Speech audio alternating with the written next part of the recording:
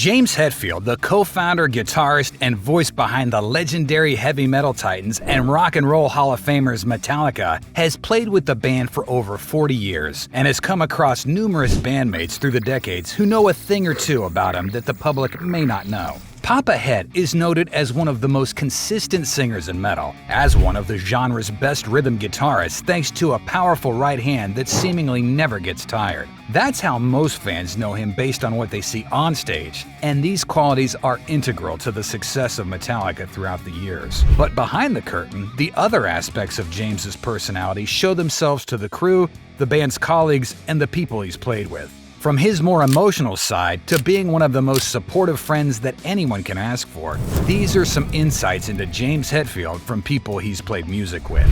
Dave Mustaine.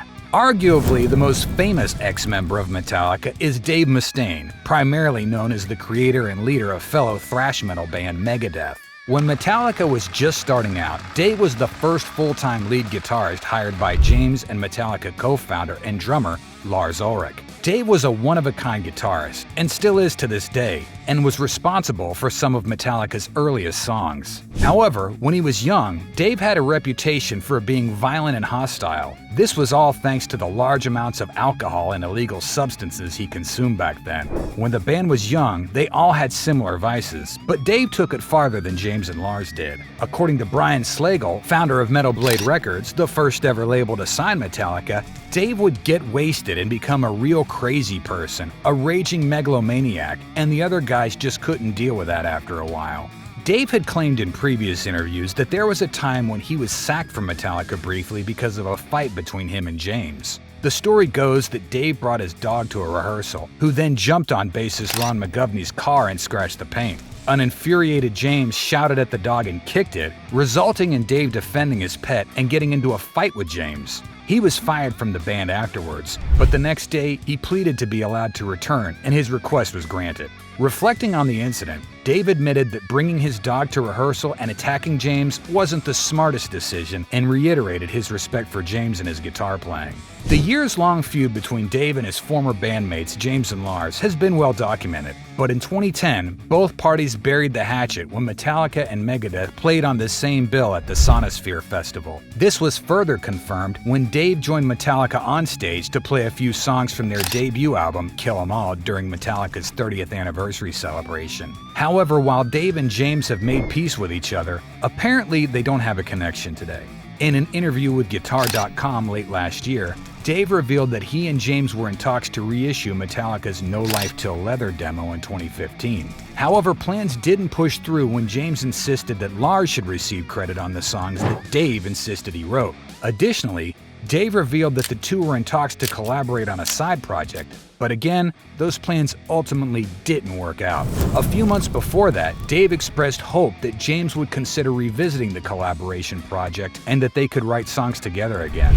Jason Newsted. When Metallica bassist Cliff Burton died in a tragic bus accident in 1986 while on tour, former Flotsam and Jetsam bassist Jason Newsted was chosen to be his replacement. Jason ultimately stayed with the band for 14 years until he left in 2001 over growing tensions within the band, particularly between him and James. During a meeting in January 2001, Jason proposed that Metallica take a year off, during which he'll be focusing on his new band, Echo Brain. The proposal was rejected by James, which angered Jason, leading to his departure. He made his exit public on January 17th of that year. In a Playboy interview with Metallica that year, Jason shed more light on the situation.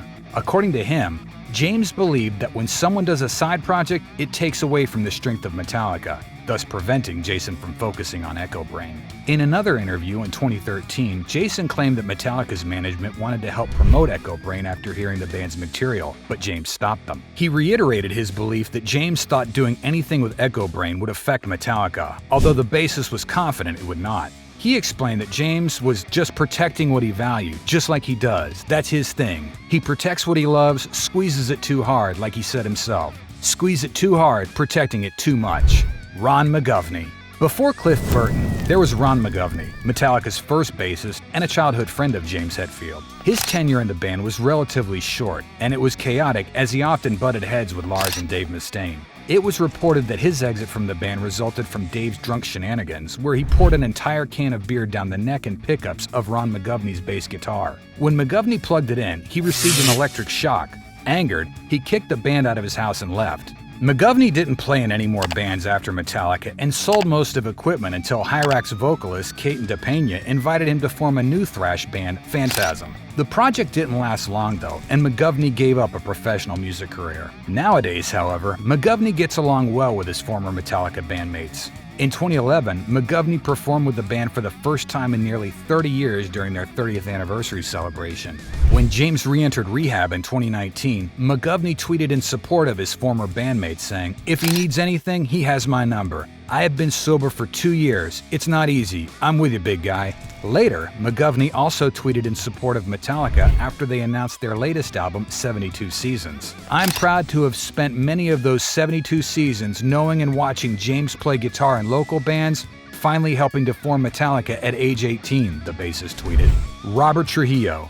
The fourth bassist of Metallica is also the newest addition to the band and the bass player that has stayed with them the longest. Robert Trujillo entered the fray in 2003, shortly after Metallica finished recording Saint Anger. He has been the band's bassist ever since, having already spent 20 years with them. And in that time, Rob has surely gotten to know James in the different facets of his personality. Rob has often praised Papa Het in many interviews, including one in 2014, where he commended his bandmate for being a great musical talent. In the same interview, he also revealed that the Metallica frontman is a pretty sensitive person, although one who is also loyal. Later on, Rob would go on record saying that James is the best drummer in the world on his guitar, referring to his strong rhythm guitar playing, and perhaps a nod to his ability to play the drums as well. But things haven't always been smooth sailing for the two. In 2022, Rob recalled an instance where he and Papa Het almost came to blows before a show. It all started when James was stung by a bee in Italy, which already made it a bad day for him. Later, the band was warming up before his show and jamming around, but Rob noted that things were already tense due to many things going on with each band member. While jamming The Memory Remains, James asked Rob, "Do you know the song?" which insulted the bassist as they played the song 1,000 times. "I blew a fuse for a second," recalled Rob, "and then I felt horrible, and he felt horrible. And then we realized, I think, that I'm tripping on the load that I have on my shoulders over here. He's tripping on this and this." Thankfully, the group made it through the night, but Rob's story shows how things can get heated between bandmates sometimes. Kirk Hammett. Longtime lead guitarist Kirk Hammett has also sung James's praises and spoke highly of his talents, particularly his songwriting. In a 2017 interview, Kirk called James a poet and says that the Metallica frontman never fails to surprise him with his lyricism every time a new album comes out. He echoed bandmate Robert Trujillo's observation that James is a sensitive guy, and this side of him comes out through his lyrics and songwriting. In another story by Kirk, James is described as a very supportive and encouraging friend. Kirk recalled feeling insecure and lacking confidence while preparing to release his debut solo EP Portals in 2022. When he opened up to James, the Metallica frontman responded by saying it was a growth and learning experience for the guitarist, which helped him relax. Lars Ulrich. Last but not least, there's James Hetfield's best friend, Metallica co-founder and drummer Lars Ulrich. If anybody has seen the absolute best and worst of Papa Het and everything in between, it's Lars. When asked in an interview about his first impression of James, Lars mentioned that the future Metallica singer and guitarist was shy, but nonetheless, it was their shared bond for everything metal that helped them forge an instant bond, one that stood the test of time. But like all best friends, there were times when the two did not get along well. Many instances of the two getting heated were documented in the 2004 documentary Some Kind of Monster, such as when James and Lars traded jabs over how the other wasn't playing well enough, resulting in James walking out. During a guest appearance on The Howard Stern Show in 2019, the two shared a laugh while recalling an instance in their early years when James punched Lars. Metallica just finished a set at the Troubadour, but their fans wanted an encore. The two had differing opinions on what song to play to close their set. At first, it seemed like they were on the same page, but once they climbed back up on stage, Lars launched into the intro of his song of choice, which James didn't expect. This resulted in Lars getting a punch. Despite these occasional disagreements, the two have remained inseparable, and together, they led Metallica to become the world's biggest heavy metal band. He may have some nuances and flaws here and there, as does anybody else, but there's no denying that James Hetfield has impacted the people he's played with over the years one way or another, as proven by these testimonials from his past and present bandmates.